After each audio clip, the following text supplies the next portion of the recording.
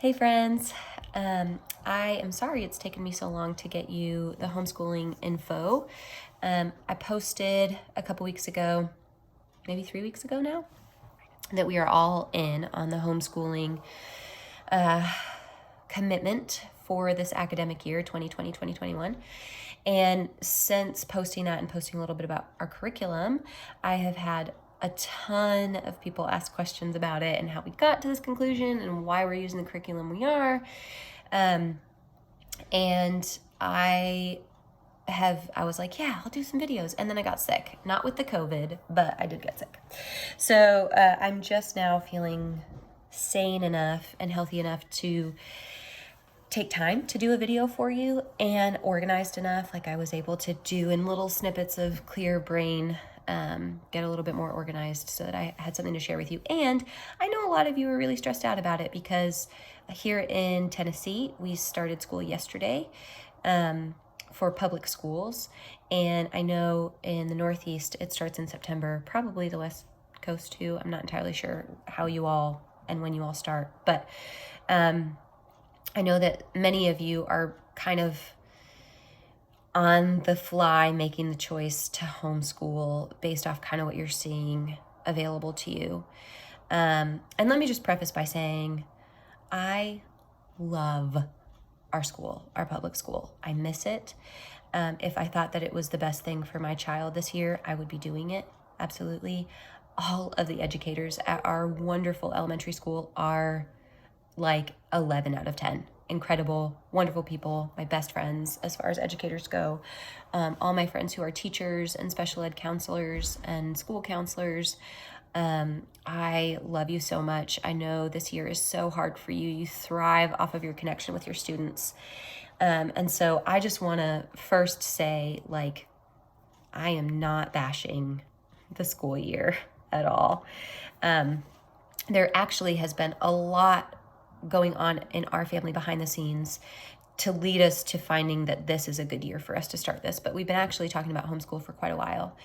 And it just made sense for us to do that this year. And there were some other concerns that I had for Amelie and Eloisa, specifically for my children, and just some of the things that were coming out of them through public school systems, and just really like the school system in general and their little hearts and minds that I've really been praying about and researching. And so that is why we have made the choice to homeschool. It's very different for everybody. And I would hope, just in my experience of my friendships with educators, that you all understand that if we can serve the needs of the whole child, then we should. And as parents, we should know our children best of everyone.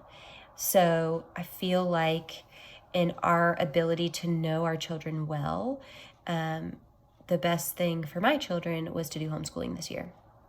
And that may be something that's forced on you this year. Maybe you have to do homeschooling, even if it's just partnering with the teachers and your kids doing virtual school and you just kind of need to partner with them. I wanted to just share some encouragement in that regard. I will also post videos on the curriculum that we're using, and then I'll post a video on the planner that I'm using. But I wanted to just kind of give you an intro into our philosophy of homeschooling and why we're using it.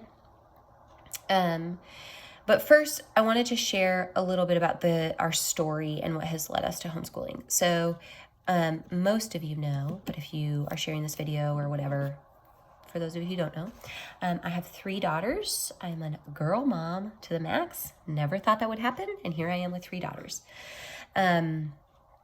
I have Amelie, who is 8.5, and Eloisa, who is almost 5, and Lilia, who's 10 months old. And Amelie started kindergarten in 2017, and in 2018, in January, we found a malignant, super aggressive form of cancer in her left arm, and she's left-handed, so that's been a bummer. So all of 2018, we spent in the hospital. We actually spent more days sleeping at the hospital than we slept in our own beds, and it was a very traumatizing, hard year. By the grace of God, Amelie is alive and she is thriving and she's at home with us. I can't say that for a lot of our friends. It changed our lives for sure. And it changed our philosophy on family and on the value of children. And during that year, because Amelie was in the public school system, she was required to do school. And I probably could have taken her out of it, and I probably could have just released us from that obligation because she's second semester kindergarten, first semester first grade.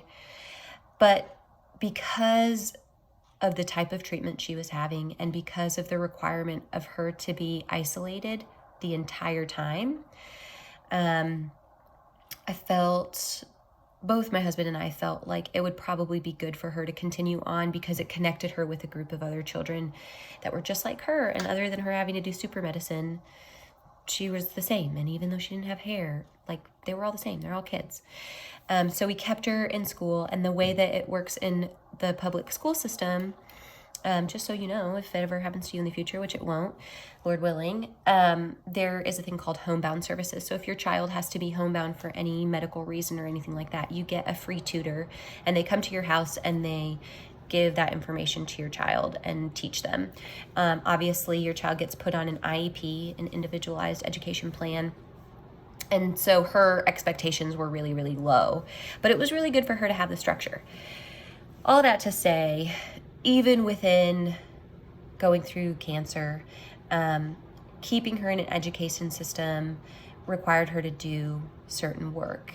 And for the sake of our stability, whether it was right or wrong, I still kind of battle with that. It was helpful for us to have that structure.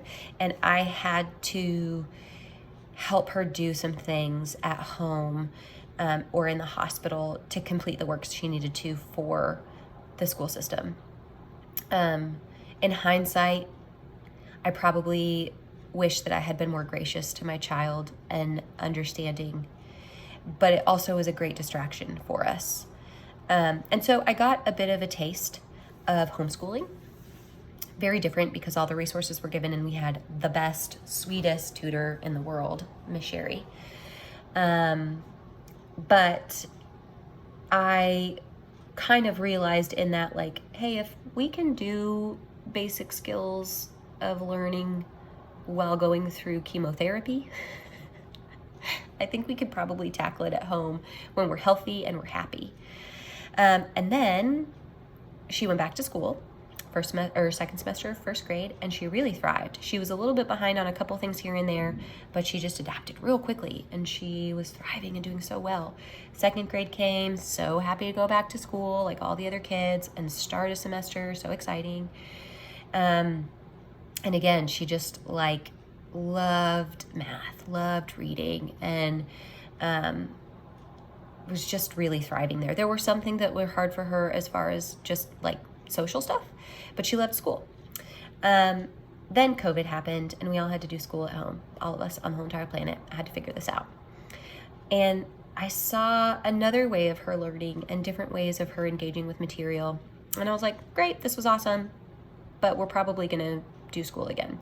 And then as COVID started unraveling and we just started making plans for our own family, we went through our own kind of PTSD because we just quarantined for a year, but it was because our child was fighting a super, super deadly disease. We lost friends. Wow, there was just, I could name all the things, but it would be too long. So when COVID hit and we were kind of filling in with schoolwork, it was this weird dichotomy of super traumatizing because we felt like we were stuck at home and couldn't go anywhere because our child was sick. But she's not sick. We look at her, she's totally fine.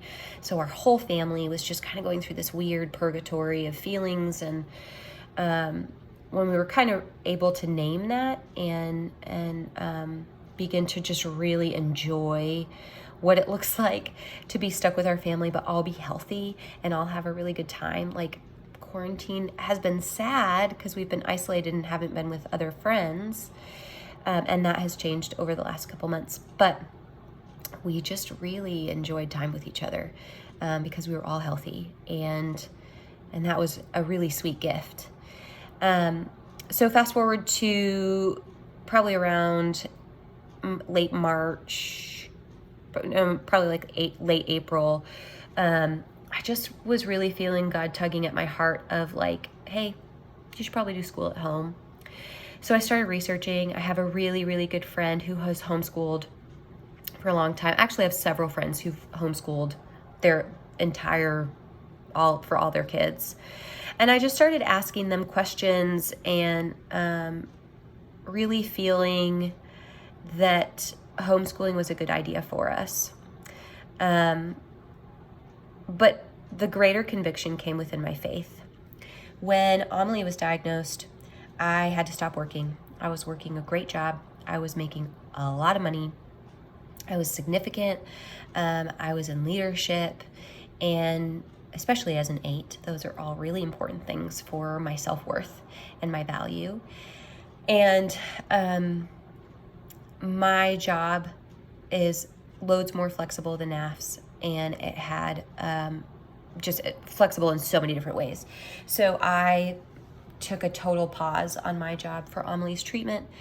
And obviously, when you go through a season of life where you are not just aware of the vulnerability of children, but actually fully confronted with it in a way that no parent should ever have to go through, it changes your view on the purpose of children in your family and the purpose of family in general. So I really began wrestling with whether I should go back to work or not, and what would be best for all 3 of my kids. At the time, just 2. We got pregnant the next year with Lilia. But there's so much that comes not just through 1 year of battling this really terrible illness, that's all it was for us, but for many, many families, it's whether it's cancer or special needs or whatever it is, or any grave illness of your child, there's more than just that moment. You're going through this trauma for more than just the season in which it's incredibly stressful. Your child will never be the same for you. Amelie will never have a flu that's just a flu, ever, in her whole entire life. There will never be a day that I don't think about cancer. Every single day I think about it. For the rest of my life, I'll think about cancer every single day. And it's not just on her. The minute Amelie or Eloisa gets sick, I immediately think cancer. The minute Lilia gets sick, I immediately think cancer. This is just how my world works now. And because of that, I value my kids in such a beautiful, unique way that I don't think that I did before. And I mean that in a way of parenting is super hard. Forget about cancer. Being a parent is really, really, really hard. But I will always be able to make money. I will always be able to get a job, whether it's a job I want or a job I start, whatever it is, I will always be able to do that. My children will not always be little. And I've read some verses recently that have really helped ground my philosophy. The first one, all of us know, we've probably heard it a million times. It's Psalm 127, 3 and 4. Children are a heritage from the Lord, offspring a reward from him. Like arrows in the hands of a warrior are children born in one's youth. Another way to say that, let me change it over to a different translation. They are the fruit of a womb, a reward. Children are seen as valuable and as a gift and as a reward, like a trophy, in a way, for hard work. Another verse says, I was young and now I am old, yet I have never seen the righteous forsaken or their children begging bread. They are always generous and lend freely. Their children will be a blessing. That's Psalm 37, 25, and 26. And then finally, this kind of drives it home for me, another psalm, Psalm 127, 2 through 4. You will eat the fruit of your labor. Blessings and prosperity will be yours. Your wife will be like a fruitful vine within your house. Your children will be like olive shoots around your table. Yes, this will be the blessing for the man who fears the Lord. And I know we could take that into just like that's just for men. This is not a Bible 101 class, so we're not going to go there. And these are just 3 very basic promise verses that we have, some wisdom literature that we have in the Bible.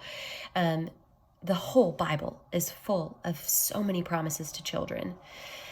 And the reason I bring this up, when it says your children will be like olive shoots around your table, all of us have had the opportunity to grow some type of fruit or vegetable or plant in the last several months. And we can all attest that this does not happen on its own. Very few plants in the world can you just put in a vase or in an air cage and let them just thrive. You have to work at it. You have to prune. You have to water. You have to plant and replant. It takes work. And I think the promise that's being told here to us is that when we invest in our children, when we see them as prized rewards, when we see them as a gift, and when we see them as something to nurture and love and bring up, we are promised over and over and over and over again righteousness and growth, and children who will love us in return. I find it incredibly difficult in the 21st century to be a woman who feels called to homemaking, especially as an ambitious woman. And I know that I'm an ambitious woman, and I know that that's part of who I am. I'm jealous of people who are able to do everything. I want to have a thriving career and be a nurturing mom all at the same time. But I have also learned that I'm a workaholic. And to be able to sacrifice my own needs for a time, for the needs of the vulnerable 3 children that the Lord has blessed me with, is a small sacrifice, because I only get them for a certain amount of years. And then the rest of their life, they will be out of my home. And what they learn in these small little years, when they're very young, will influence the years that are harder when they're still in my home, when my girls are blooming, when they have their first broken heart, when they make their first really big wrong choice in a relationship. All of the ways that we deal with those big, hard choices in the future are based on the foundation of how I prune and care and love for them now.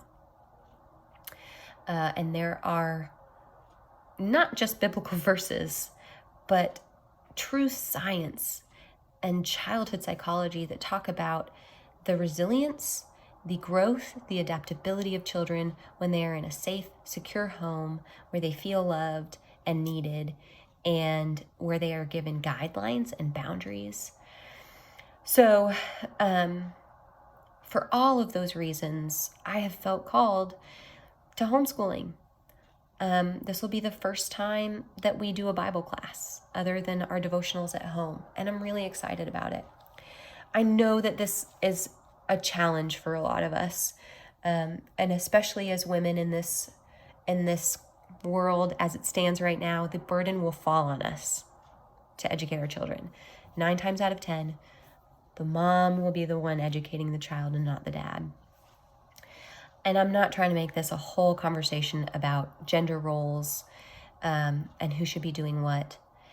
But I do deeply believe that my ability to nurture my children is very different than my husband's ability to nurture our children. And it looks very different. And the job description is very different.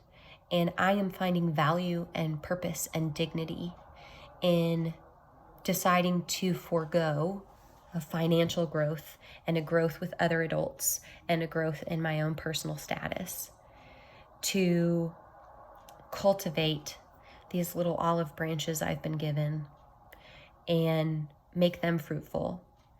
Because again, I only have them for a short amount of time. And then I get the rest of my life to build my career and build my relationships with other adults. I will not get the rest of my life to earn back the relationship and the respect and the love that my children need today.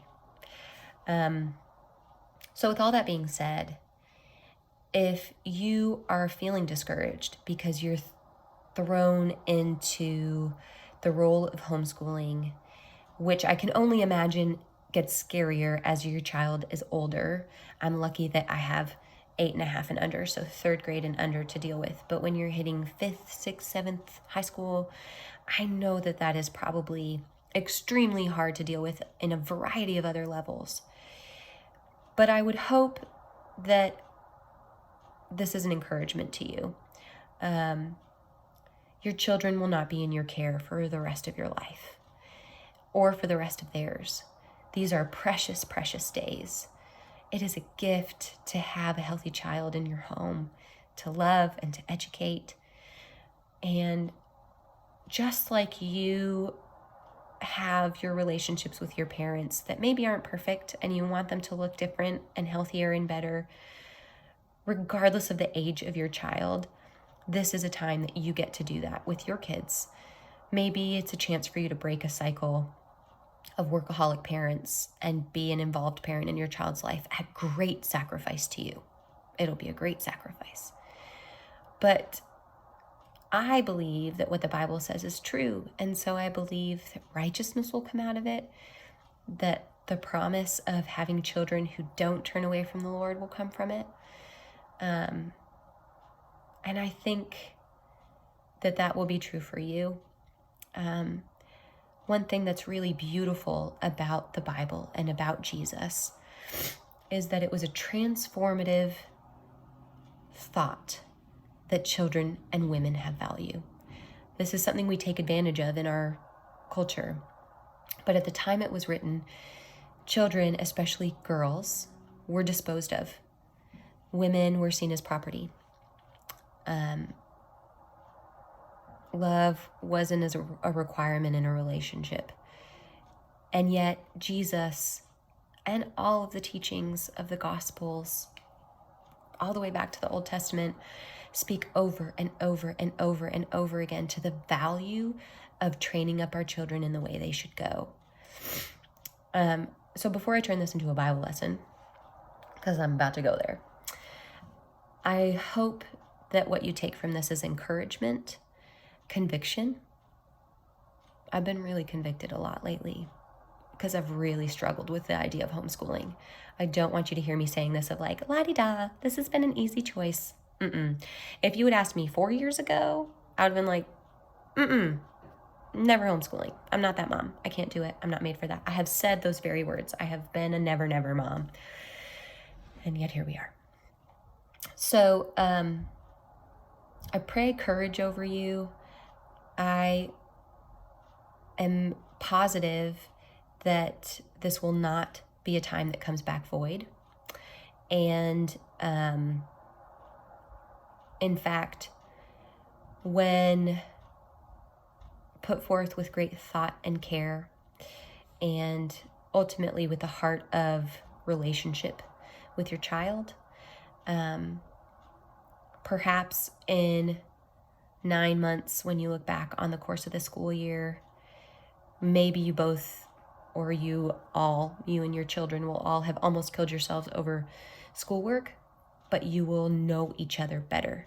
And you will know your child more this year than you have any other year before. And that is a huge gift, because children want to be known. When you were a child, you wanted to be known. You wanted your parents to see you and to know you and to help you guide your thoughts and your path, because you didn't know how to express that for yourself. You didn't get to the place of having all of these questions that are huge and big when you were 7. You didn't know how to do that. You just had basic fundamental questions. And you get, as the parent, to come into that and help and look up answers together and learn together. That is a mercy. That's a gift. So that's my encouragement for you into this realm of homeschooling. My next video will be on the philosophy we're going through, and I'll kind of go from there for you guys. Blessings to you all.